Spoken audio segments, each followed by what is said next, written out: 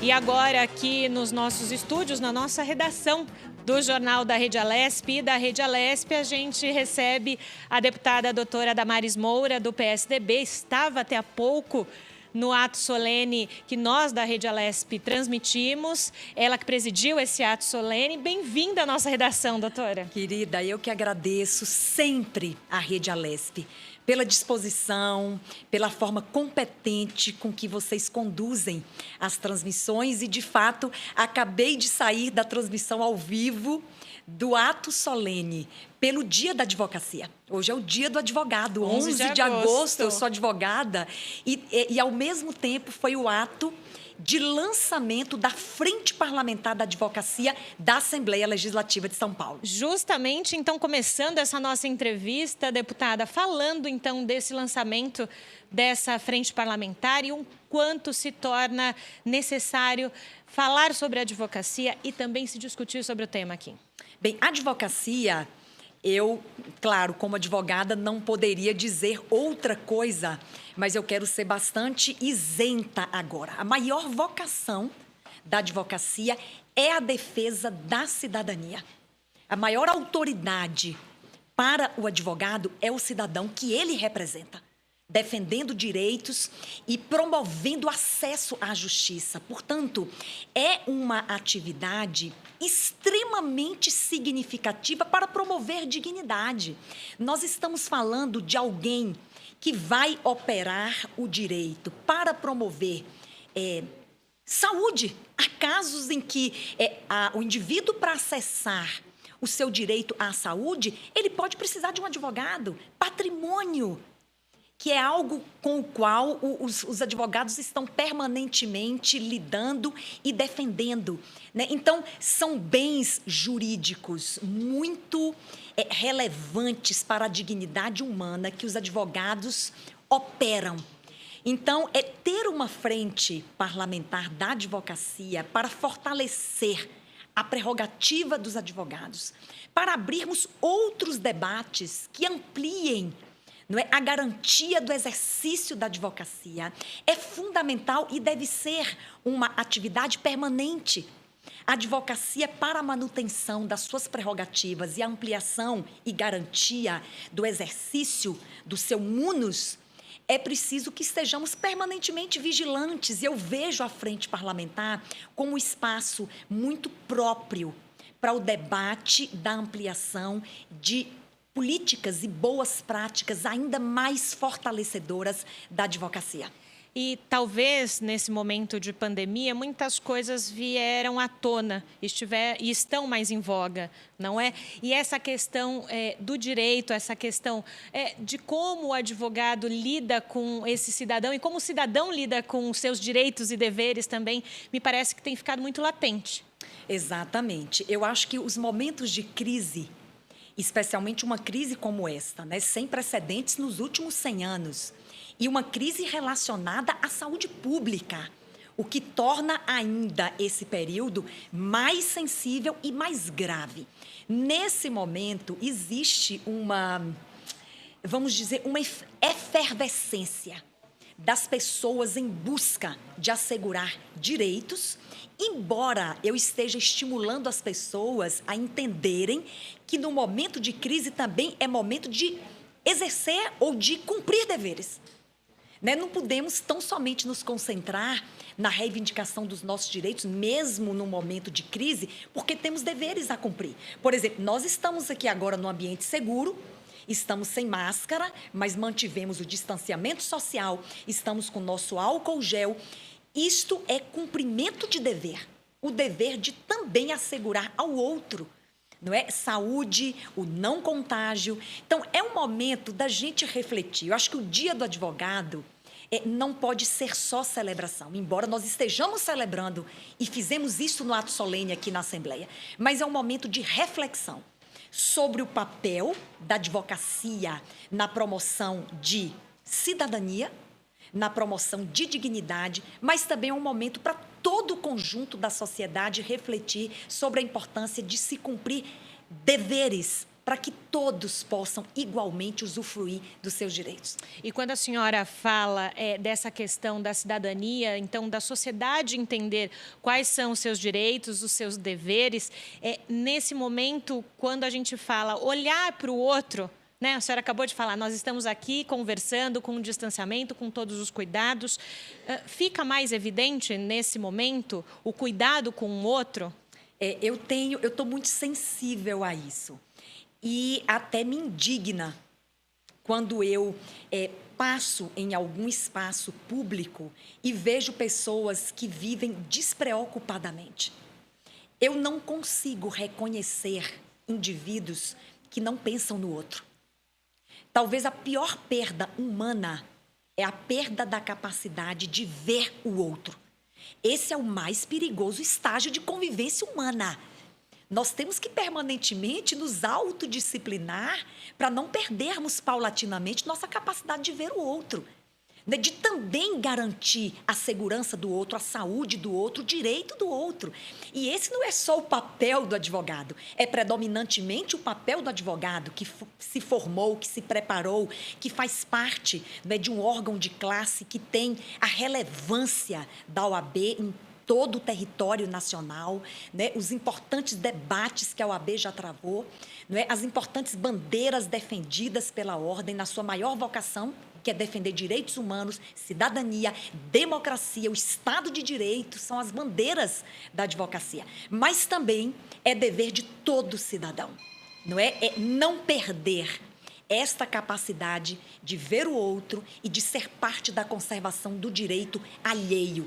É o momento de falarmos sobre isso. Eu agradeço, inclusive, a pergunta. Deixa eu fazer uma coisinha aqui. À vontade. Eu quero cumprimentar todos os munícipes de Tatuí, minha amada Tatuí, pelo aniversário de 194 anos. Tatuí hoje completa 194 anos. Eu quero cumprimentar todos os munícipes de Tatuí, na pessoa da minha querida amiga, essa competente mulher guerreira, a prefeita Maria José.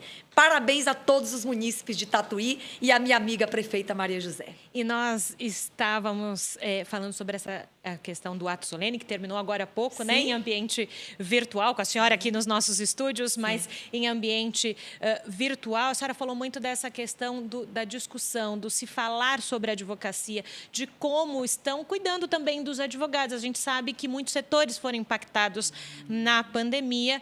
Também o mundo da advocacia foi impactado. Vocês conversaram sobre isso? Para quem não viu agora há pouco o ato solene, vocês falaram sobre isso? O que vocês falaram também nesse ato solene? Sim, nós ouvimos a palavra do Dr. Luiz Davanzo, que é o presidente da Caixa de Assistência dos Advogados de São Paulo. E ele, de uma forma bastante resumida, ele apresentou o apoio que a OAB, por meio deste braço, vamos dizer, um braço assistencial da Ordem dos Advogados da Seccional de São Paulo, que é a sua Caixa de Assistência aos Advogados, tem feito todo o esforço, todo o apoio e todas as iniciativas e medidas para apoiar o advogado que, nesse momento, foi impactado. Na verdade, os impactos econômicos e sociais da pandemia, eles ainda são inestimáveis. Não se pode prever, mas nós já temos ciência do quanto os escritórios de advocacia foram penalizados, né, tiveram que manter as suas atividades suspensas, mas, ao mesmo tempo, é bom destacar isso para a gente animar o advogado hoje, com certeza, no dia do advogado. No seu dia, né? Ao mesmo tempo, há testemunhos de que este novo normal, ou esta forma de trabalhar de forma virtual, em home office, também trouxe ganhos para a advocacia. Há escritórios que, por exemplo, se desoneraram de altas despesas com imóveis, não é? E outros custos de manutenção de uma estrutura de um grande escritório, né? E os seus advogados, então, atuando de forma permanente, mas em home office. Isso também foi um ganho para a advocacia, não é? Além de trazer o advogado para um ambiente mais moderno, para o ambiente virtual. E há testemunhos de que houve muita produtividade para alguns escritórios, houve maior expansão em ambiente virtual do que quando funcionavam no seu imóvel próprio. E esse novo normal, né, deputada, também aqui no Palácio 9 de Julho, vocês, deputados, continuam trabalhando incansavelmente nos plenários, agora tivemos uma retomada presencial, mas com as CPIs, com as comissões, vocês não pararam. Vocês continuaram e colocaram esse mundo virtual também no dia a dia do deputado, né? Não paramos um dia sequer. Eu posso testemunhar, e certamente os meus queridos colegas deputados também, que a impressão que temos é que estamos trabalhando e produzindo muito mais. Isso tem que nos animar, não é? Em meio a uma crise emergencial tão intensa, e ela é mundial, é planetária, não é? Nós vamos extrair o que há de bom nesse momento. E para a Assembleia Legislativa, a meu ver, e aí é um testemunho meu, não é? Nós produzimos de forma intensa no período da pandemia, em ambiente virtual.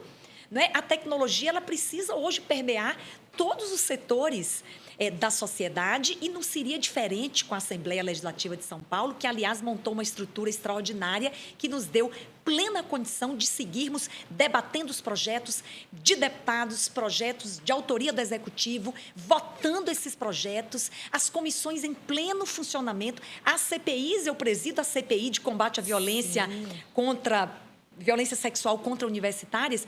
Todas as atividades mantidas em pleno funcionamento em ambiente virtual.